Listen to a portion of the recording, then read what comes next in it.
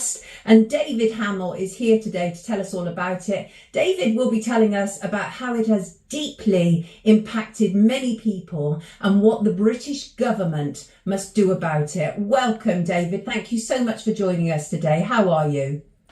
Morning, Sonia. Very well, thank you. And thank you for inviting me to your show and giving me the opportunity to discuss with your listeners and yourself the scandal that is Football Index. Absolutely. It's absolutely vital. One of the main points about this show is to tackle injustices. And this is a true injustice. There's no doubt about it. So let's talk about it. It is about the Football Index. You are the co-head of the Football Index Action Group, which was formed after the collapse of the platform in March 2021. For those who aren't familiar, and I wasn't, the Football Index was founded in 2015 by Adam Cole and Mike Bowen. It was sold as a safe place for your money. It was basically a way for knowledgeable football fans to have fun and make money. They were buying shares in footballers which could be traded or sold back on Football Index. Sounds great, Dave. You loved it, didn't you? Yeah, I mean, as a concept, it was a fantastic product, but unfortunately, the design of the product had fundamental flaws, and the licensing process was seriously flawed by the Gambling Commission in 2015. And this is so serious, the amount of authorities and bodies that are involved and are trying to wipe their hands of it. And prior to the collapse of the Football Index, you actually moderated the largest social media group dedicated to it. You had over 8,000 members, so this was popular. Yeah, I mean, it grew very quickly. It was quite a small player in the whole scheme of things, you know, compared to something like Bet365, for example. We're talking £125 million in cumulative I reservedly call them bets because legally I don't think they were, but it grew quickly. It was very popular and had a very, very popular online community, both on Twitter and Football Index. And Football Index was also on Facebook too. So what were the problems? Did we have any early indication that there was an issue? So it was incorrectly licensed by the Gambling Commission. What was that all about? Well, the Gambling Commission had two stabs at getting this correct. So information that's come out via freedom of information requests, and there's been a real battle for the action group to get these. The FCA actually confirmed that the long-term nature of the bet, so you'd buy a share in a player and you had notionally the ability to earn what were called dividends, so very financial services in this terminology, for 3 years. So very unusual to the kind of win or lose single event bet that most people are used to. Now, that 3-year term basically meant that it formed part of the group of products called a derivative, and the FCA actually confirmed this to the company in 2020, so 6 months before the collapse. The ability to trade those bets or shares between each other and back to the operator until March 2020 further made this a financial services product because it was effectively an unregulated market. So, I mean, it just sounds like it's being moved from pillar to post so that nobody ultimately takes any responsibility for what's taken place. So it was this incredibly popular app, and people were loving it, and people were making money. I think I heard that you had, I mean, you were formerly in banking, you have an idea absolutely of money, you're a football fan, but you had spent something like £100,000. Is that correct? Yeah, over the course of my 3 years in the platform, so I joined in August 2018, it was very heavily marketed on social media and radio. So I heard the adverts during the World Cup in 2018 on TalkSport. And John Motson, who is a very well-renowned, or was a very well-renowned commentator with BBC, was the voice behind it and gave it an air of legitimacy, which obviously being authorised and regulated by the Gambling Commission, that added to that as well. So yeah, I dipped my toe in the water. I didn't just go straight in with a 6-figure sum, but over the course of the next 2 years, I basically used savings and a redundancy payment to get to that level of deposits into the platform. And you were far from alone. So what we know is that the platform had 124.5 million of open contractual positions, bets. Tell us about that. And was that at the point of collapse? That's what was identified as the amount at the point of collapse, yes. So A lot of people dipped their toe in the water, put £20 in, and just didn't really get to it. It was quite a complicated product to get into, but there was a significant minority of people put in life-changing sums. So, for me, 100,000 is a life-changing sum. For somebody else that we may well talk about if we've got time, £12,000, all of their savings put in, has had devastating impacts on a gentleman called Paul, and that to him was life-changing and has seriously affected his life since the collapse of the platform. Well, I mean, the human cost is actually ginormous. Some people are under the mistaken belief that this is just about gambling. For goodness sake, you can win or you can lose on gambling, but it's not just about gambling. You were basically missold a product, weren't you? Well, the product was missold. It was very, very, as I said, weighted towards a financial services product in terms of the terminology and how it was marketed early on. So things like yields and dividends were used as terminology for what effectively were bets and winnings. So it was very easy for people to be mistaken. The Gambling Commission should have really picked up on the fact that there was very, very prevalent the financial services terminology in the application process. So they mentioned the term portfolio, as well as trading, etc. And the Gambling Commission just didn't understand what it was from the day it launched, which was a derivative platform where you could trade what are high-risk financial services products. And, as an individual, you need to have a certain level of experience and expertise when you sign up for one of these products.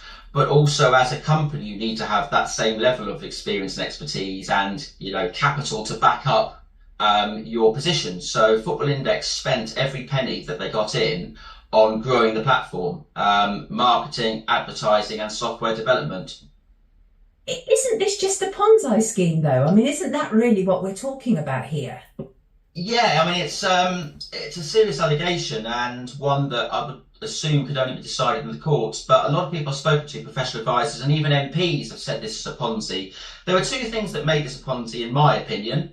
One was the fact that they spent the money. So on day one, my £100,000, if I put that in day one, they banked that as profit and then could spend it how they wanted, even though if I bought a player like Jude Bellingham, who went to Real Madrid last year, so he's 20, he has 15 years of winning these dividends for his on-field and off-field performance. So if he was in the media, you could win a little payment every day, and if he did well on the pitch, there was a payment you could make. But they didn't actually have that as a liability on their balance sheet, so the accountant has to, there has to be some culpability on the professional advisors as well, the accountants, the solicitors, who allowed them to recognise revenue in such an aggressive way, and basically meant they had to grow the platform and get either new money from me as an existing user or new users into the platform with fresh funds to pay back me the dividends that I could accumulate from the players that I bought.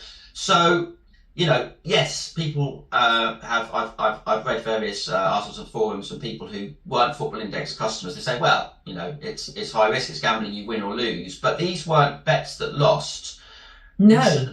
We shouldn't have been betting on the financial viability of the company. That is the job of the regulators, and they failed miserably to properly assess the company. And then only in 2019, when they started to be aware of what they actually had on their hands, to protect consumers. So at one stage, I've calculated that if the Gambling Commission and the FCA had taken decisive action in spring 2020, just as COVID hit, we would have probably got about 40% back of our stakes.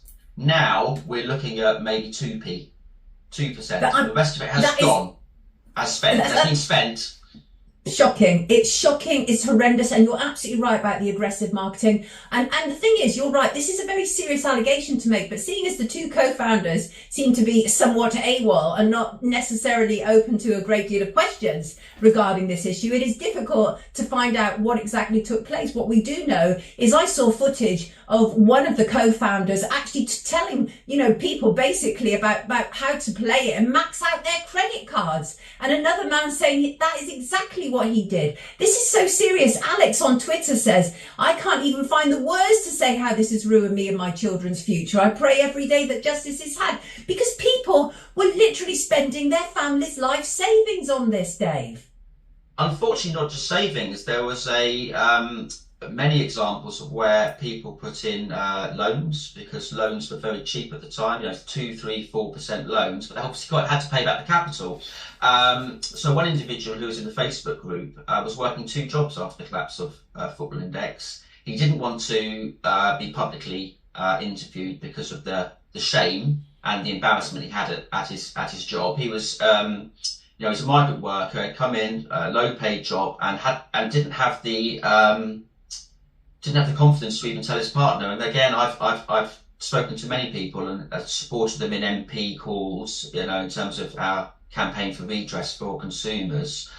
And a lot of people have not told their partners the true extent of what happened. And Paul, who I've actually been chatting to on and off for 2 years, the chap who lost £12,000, that money would have potentially paid for IVF. His wife had 3 miscarriages, and Football Index, he told me last week, Football Index has actually been cited in his divorce papers as he gambled the money away, and that is just not true and not accurate, and is almost libelous on poor Paul. And I feel so sorry for him, but he will do anything he can to make this right for his family. He said, Adam Cole has in part ruined my life, is how he put it in an email recently to me. And I extend an invite to the founders of Football Index. You please join us one day, put your case forward. I'm sure Dave would like to come back and ask you questions live on air. And Dave, the thing is that this cannot be the same old thing, can it? It can't be lessons will be learned. We can't do that. What do you feel government should be doing here?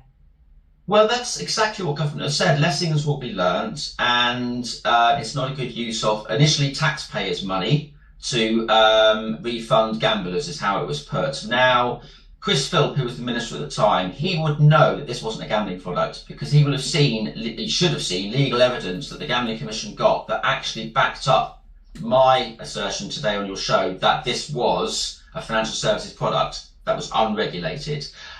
So it wasn't a gambling product. We weren't out of control gamblers. The community that has supported myself and my partner in terms of the action group are very intelligent people, professional people, accountants, solicitors, and are always there willing to help when I have a particular question around accounting.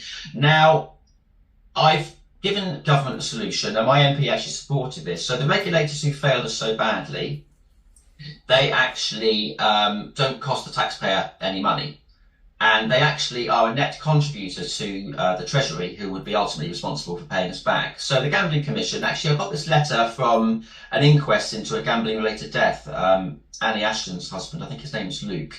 So Andrew Rose, the CEO of the Gambling Commission, stated that the Gambling Commission, since April 2019 to September 2023, had raised £159 million in fines and settlements from gambling companies that were outside regulation. The FCA had raised £836 million in a similar situation. No, that was in the last 3 years, 2021 to 2023. So all I'm asking for is the level of open bets, or contractual positions, let me correct myself, to £124.5 million to be index linked, because the buying power of that is down by about a third. So I'm talking about £156 million to be redressed to Football Index consumers. And before people start jumping up and down on Twitter who aren't victims of this scandal, there is a precedent. So the Treasury had a similar issue with a company called London Capital and Finance, and actually redressed those to the sum of £227 million. I believe, off the top of my head, consumers of that. Well, that was a company that was regulated by the FCA, but was selling unregulated products.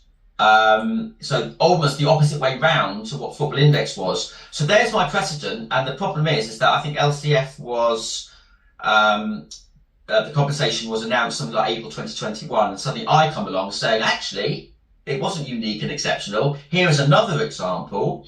And if you chat to someone like Paul Carlier, who's very prominent on Twitter with regards to the FCA and the failings of them as an organisation and regulator, There's a company called Collateral. There's a Blackmore Bonds scandal. You know, tens of millions of pounds have been allowed to be taken from, you know, hard-working taxpayers and basically embezzled.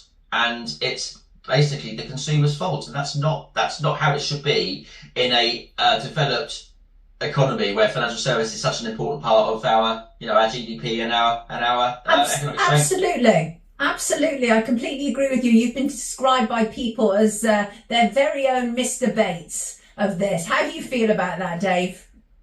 Well, if I can achieve what Mr. Bates has done, I'll be very happy. I would just hope, with all due respect to Mr. Bates, it doesn't take 20 years. Or a docudrama.